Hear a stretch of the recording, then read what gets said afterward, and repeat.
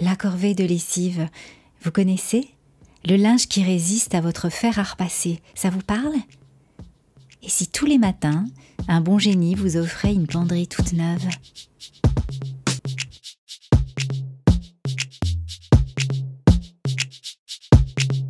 Pendant 2 ans, j'avais pas un sou, mais j'avais ma chemise blanche repassée tous les jours et toute propre.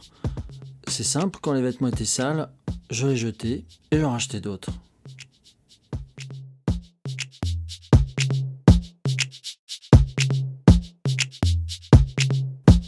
Une barbe de 5 jours, un crâne bien lisse, un t-shirt orange sous un blouson rayé, un pantalon à fleurs exotiques, des baskets bleu sardine, Gérard vous raconte l'histoire de ses 730 chemises blanches. Vous écoutez le podcast de Mode Personnelle. Je viens de passer 2 années à Sydney. J'ai quitté Sydney, j'ai laissé tout sur place, les meubles, les valises, les vêtements, même les souvenirs aussi que j'avais emportés de Paris. J'arrive à Tokyo, je reste 1 an à Tokyo, je laisse tout.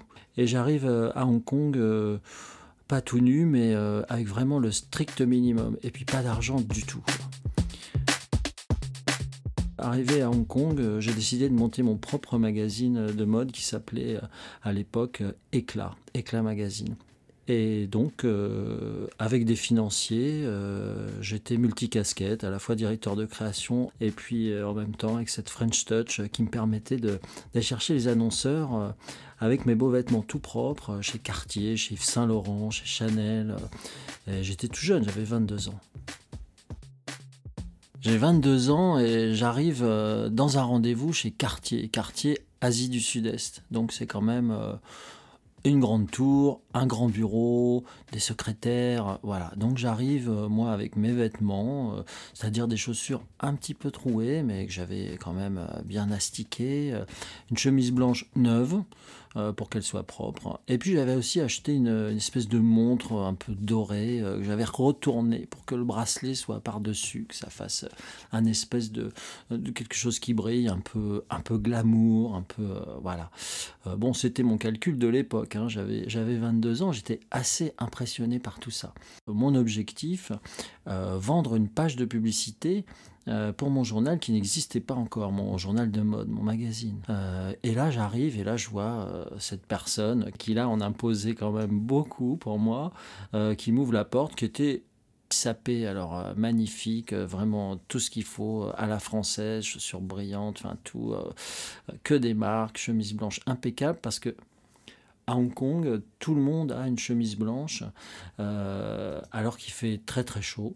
Il me fait m'asseoir dans un canapé, qui était un gros canapé très volumineux. Et là, je croise les jambes comme lui, qui était dans un gros fauteuil devant moi, et là, je me dis, ah là là, il va voir les trous que j'ai sous mes chaussures. Donc je recroise dans l'autre sens, je ne sais plus où mettre mes mains, enfin bon. Donc j'étais très embarrassé. Lui l'a joué sérieux, je pense qu'il n'était pas dupe, il avait dû voir que j'arrivais d'un autre pays, que j'avais pas grand-chose ici, mais enfin j'avais une bonne idée et un bon projet.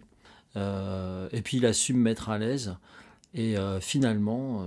il a pris une page de publicité, et pas n'importe laquelle, il a pris la dernière page du magazine, ce qu'on appelle la back cover, c'est la plus chère. Et grâce à lui, grâce à cette page, j'ai pu avoir toutes les portes qui se sont ouvertes chez Chanel, par exemple, chez Yves Saint Laurent, chez Dior. La leçon de tout ça, c'est quand même que je me suis dit qu'il me fallait vraiment des belles chemises, un beau pantalon et des belles chaussures pour les prochains rendez-vous, parce que c'était vraiment trop désagréable de se sentir à ce point-là décalé. Hong Kong, c'est un double climat. Il fait très très chaud avec 90% d'humidité à l'extérieur, et dès qu'on rentre à l'intérieur, que ce soit un magasin ou un bureau, ou même la banque, il fait 5 degrés, c'est climatisé à fond. Et là, il ne s'agit pas d'avoir sa chemise, d'avoir transpiré, parce que sinon, ça se colle carrément à la peau. Donc, tout le monde est habillé avec une belle chemise blanche, mais vraiment parfaitement repassée, le col parfaitement serré, et une cravate. Ça, c'est la tenue qui différencie le pauvre de celui qui a un métier, une voiture et tout ça. Hong Kong, c'est vraiment comme on dit, hein, tradition et modernité, mais c'est aussi pauvreté et homme d'affaires. Et on est très très vite avec un pantalon de costume, des chaussures noires cirées et une chemise, et pas une chemise ouverte. Ça, c'est absolument pas le dress code. Et puis quand on arrive le soir, eh bien, avec toute la pollution, parce que les voitures c'est des diesels, ce sont des vieilles voitures qui ne sont pas toujours entretenues, très bien entretenues, le métro et tout ça. Quand on arrive à la maison, le col est noir, les manches sont noires, et puis la chemise, franchement, elle est absolument pas portable du tout un deuxième jour. Donc il faut trouver des solutions pour rafraîchir sa garde-robe et rafraîchir ses chemises. J'habite à peu près au 30e étage. Il y a des barreaux à toutes les fenêtres, même à cet étage-là. Et sur les paliers, il y a des doubles portes, c'est-à-dire la porte en bois de l'appartement et par-dessus, par-devant, une porte coulissante en fer, comme dans une prison. C'est un petit appartement. Il n'y a bien sûr pas de machine à laver, le linge, pas de séchoir. Il y a le confort qu'il faut, mais pour les vêtements, c'est problématique. Alors j'achète ma première chemise à Hong Kong sur un marché, sur les marchés de nuit qui vendent à la fois des crabes à la sauce saté qui flambent dans des woks, et juste à côté il y a une petite mamie qui vend des chemises, mais alors pas une chemise, on vend les chemises par 5. Les caleçons, les chaussettes, tout ça c'est par 5 et ça coûte $2 la chemise, peut-être l'équivalent de 2 € maintenant. Donc on achète 5 chemises, puis on en prend 2 paquets, comme ça fait 10, puis c'est fait. Bon, je regarde, j'ai des tas de chemises, je les ai achetées, j'ai à peu près 10 chemises sous blister, parfaitement repassées, avec leur petit carton dedans, le col, le petit carton, tout ça vraiment parfaitement neuf. Je me dis, bon, demain, je prends une chemise neuve. Et puis c'est comme ça que ça a démarré. Tous les jours, j'ai pris une chemise neuve et j'ai balancé la chemise sale. Sur la poubelle, c'est tout de suite ramassé, bien sûr, par des gens qui en ont vraiment besoin. Et puis quand les 10 sont épuisés, eh ben, je retourne au marché et je me rachète 10 chemises, toutes propres, toutes belles, bien repassées.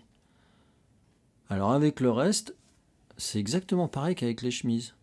Les caleçons, quand ils sont sales, eh bien, on les descend en bas, et puis on les pose sur la poubelle avec la paire de chaussettes, et puis on se sert dans le beau paquet tout neuf. J'ai une penderie, mais tout est sous blister, comme si ça revenait de la blanchisserie tous les jours, avec un budget vraiment proche de rien du tout. Alors, je me suis dit, c'est la meilleure solution. Donc, je vis comme ça pendant 2 ans.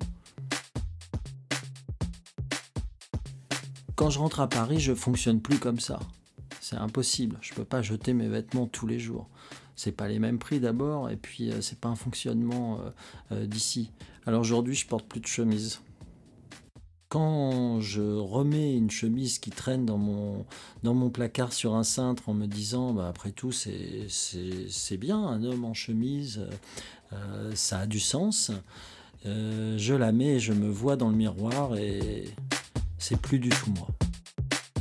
Aujourd'hui, je ne pourrais plus porter et jeter et porter. J'ai aujourd'hui une volonté d'être plus écologique pour moi-même, pour les autres, pour la planète, de vivre plus simplement, de réutiliser mes vêtements. Ce que j'aime faire maintenant, c'est aller directement dans les friperies à Paris et puis me trouver 1 ou 2 pièces vraiment au coup de cœur.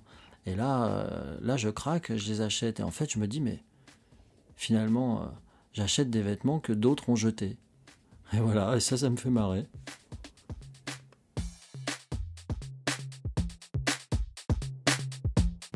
Et c'est comme ça que les 730 chemises blanches de Gérard continuent peut-être à se promener. Vous avez écouté le podcast de Mode Personnel.